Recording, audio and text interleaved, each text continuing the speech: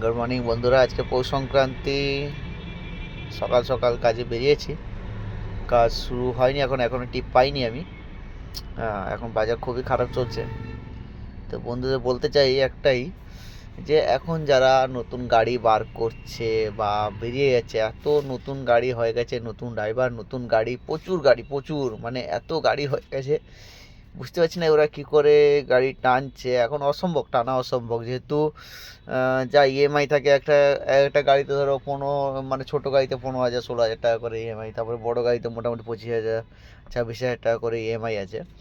এই বাজারের অবস্থা, ঠিক আছে। হ্যাঁ, সারাদিনে ট্রিপ হচ্ছে কি হচ্ছে না, ঠিক আছে। কি করে এরা গাড়ি রাখতে পারছে বা পারবে কি না ভবিষ্যতে, সেটাও দেখতে হবে। তার জন্য যারা গাড়ি নামাবে বা নামানোর কথা ভাবছো, ঠিক আছে, ভেবে চিনতে নামাও, কেননা বাজারের অবস্থা খুবই খারাপ আছে। আর বাজারে, মার্কেটে এত গাড়ি ধারণা বাইরে হয়ে গেছে। আগে একটা বাজার ছিল, যখন আমরা নতুন নতুন কামিয়েছি গাড়িতে, বাজার ছিল, খুব ভালো পয়সা ছিল, তখন মানুষ প্রচুর গাড়ি নামিয়েছে। এখন দেখছি নতুন ছেলেগুলো, নতুন ড্রাইভারগুলো লাইসেন্স বার করে প্রচুর গাড়ি বার করছে।